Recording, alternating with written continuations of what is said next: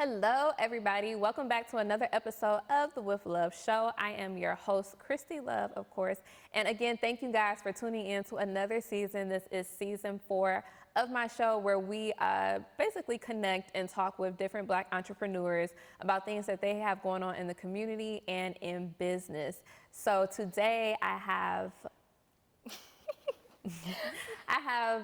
somebody that is actually doing some amazing things in the community. I pause because I share so many different people's posts, and most of the people that you guys see here on the show today, they are doing amazing things in the community. So she has a nonprofit organization called Sugar Honey Iced Tea. So why don't you introduce yourself to them and tell them what your nonprofit organization does? Hello, everyone. My name is Meyonna, Swavaye, and I am a certified sexologist. And yes, I do have a nonprofit, which is called Sugar Honey Iced Tea. And our goal is to promote sex education and self-love within urban communities.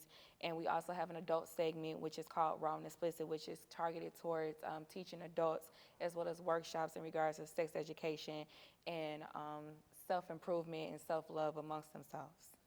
First off, your nails are very pretty. Thank I just you. had to point that. Color. All right, I just had to point that out. Just had to get that out the way. Now I know a lot of people. I know when you share your story, a lot of people be like, "How did you get into that?" So of course, explain to them how you were able to get into that and actually make it something that you love to do. So the reason I'm in this field right now is because of my mom. My mama taught me at a very young age about sex. I was like 4 when I asked her a question about sex. And she was just honest with me. She told me about the penis. She told me about the vagina. She told me about how babies was made. She told me about the eggs and the sperms and about consent. And being so young, of course, I know a lot of people be like, "What? You was that young and know about?" But for me, it built up so much curiosity that made me want to learn more about it. That made me want to find out more things about it. So by the time I got into high school, it was like things that I started realizing, like, oh, I could identify STI if I see a picture. Or I would just like read into so many, I knew so much things about sex that a lot of people didn't know. And it just was like, wow, this is crazy that this is not going on in our schools. We're not learning it. So as I got older, of course, I found my own way of getting a degree somehow and in that way of that field. Because of course, they're not giving out bachelor's of sexology. So I had to make my own thing to kind of fit in the flow with it. So I ended up getting my bachelor's in family studies, a minor in women and gender studies, and specialization in LGBT studies. And then I found certification courses in sexology. And then seeing the need in our community as well as the lack of resources, said, why not just do my own thing? And So what do you believe are some of those resources that are needed in the community when it comes to educating them about sex? I feel like it's needed that we actually teach our kids about condoms. I think it's actually needed that we have the conversations of consent. It's so many kids and so many, hell, even adults that's been molested, raped, and things like that. And then at the same time, a lot of kids who've been molested, who've been raped, they feel like it was okay because somebody they know that done it. But if they knew about consent or they knew about certain things in which they I'm not going to say could have prevented it, but at least gave them that knowledge of this is what happened, then maybe they'll be okay.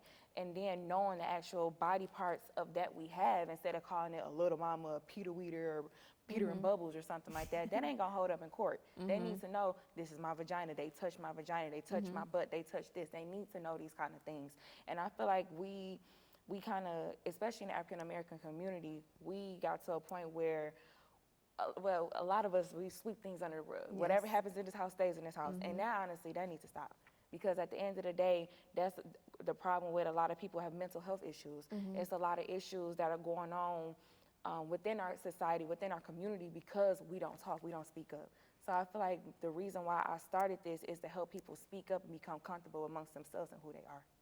What are some issues that you see just either when you're doing events, when you're mentoring, when you're teaching others? What are some of the the main issues or the main questions or concerns that the Black community has about sex education? To be honest, they don't speak. Okay. They don't. It's a lot of people that are there to hear me, to see what I have to say. Okay. It's a lot of people that are like curious to know what am I about to say? What am I about to learn? What is going on right now? And then once I'm done, then I get all the questions in the world. Then it's like, why the hell you ain't asked this one? We're just doing this segment. Exactly. But at the end of the day, that's because nobody knows how to start up that conversation. Yep. Or if they do start, they may feel that the question is going to be too ignorant. It's okay. Say how you feel. Say whatever you're thinking, because this is where we actually learning. This is where we actually about to get a clear understanding on something that we all do and know about. And I think it's from what you said, saying that, people may be afraid to, ask certain questions. And I think that's key with, even as far as mental health goes, just being able to, create a safe place for people to ask questions, even, if, it may seem like a stupid question, because I do that all the time, like, this may seem stupid, but, what is this?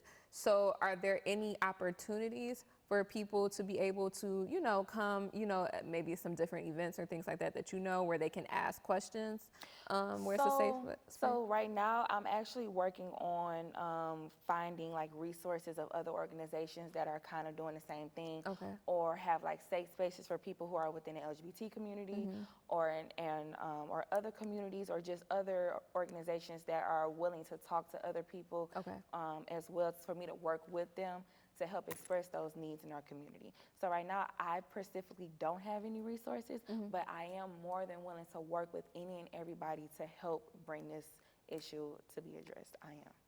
So we spoke on earlier about how, what, like the saying, what goes on in this house, it stays in this house. And a lot of the times the things that need to be discussed get swept under the rug.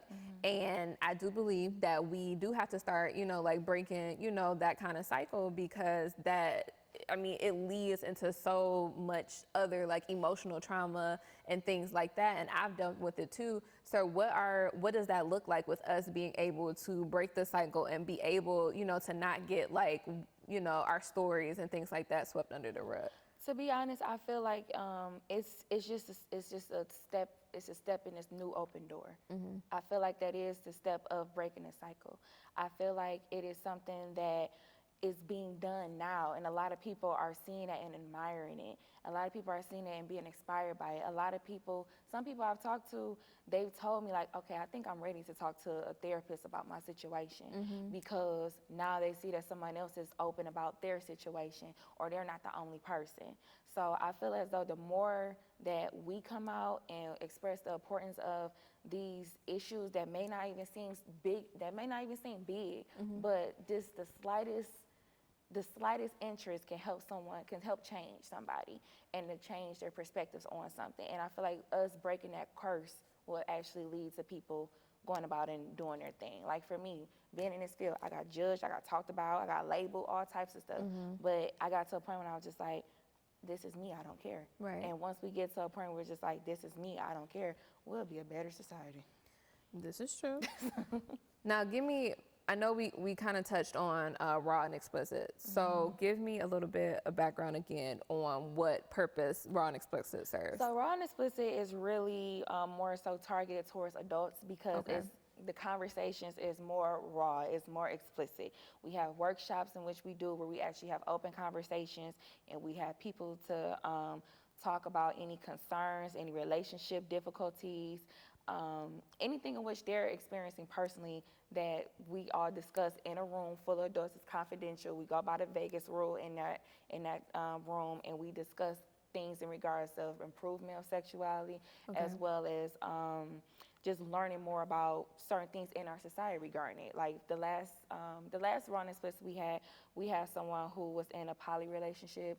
We had people who are well within the LGBT community, and a lot of people who are, more so straight, they get to the point where they be uncomfortable around those types of things. So now I'm bringing into an environment which, let's talk about it, let's get this out the way.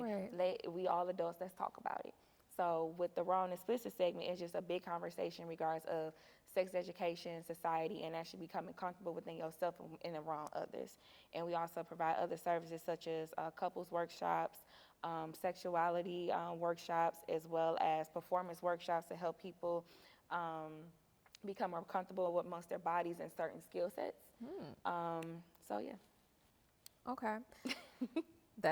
So if somebody, let's say if somebody wanted to book you, like either maybe they wanted to do like their own raw and explicit, like within like maybe like a group of their friends or a somewhere, just a group, we'll say a group of their friends, or at some different seminars. Are people able to do that? Yes. Okay, so people are able to. Yes. Got you. Yes. So when you're at the raw and explicit workshops, what are like the key things that you see like people like speaking on like the most when they come, or is it just different at every? It's different at every one. It's different. The very first one we mainly talked about monogamous married relationships and people who be in relationships. The second one, we talked mainly about, we talked about the LGBT community and people coming out speaking about their kids and how to be comfortable with that. The third one, we talked about people in poly relationships, trans relationships. All right, so tell them where they can follow you on social media, and if they want to attend a Raw Explicit workshop, where they can do that at. So you can follow me on Facebook and Instagram at Meyonna Swavaye. You can also spell that for them too. Lord, MEYONNA SWAVAYE. Yes, that is my full name. And we're gonna write it And also, you can follow at Raw and Explicit and at Sugar Honey Iced Tea org on Instagram and Facebook also. Well, I appreciate you. I appreciate just being able to share this space with me and educate our community. Thank you. That's what we like to do. We appreciate you, Queen. Thank you. Thank you. Okay. And our nails matching. You know, so thank you guys for checking out another episode of the With Love Show. I am your host, of course, KristyLove. You guys can follow me on social media at KristyLove. And this episode will be on my website at thekristlove.com, and I will see you guys next week.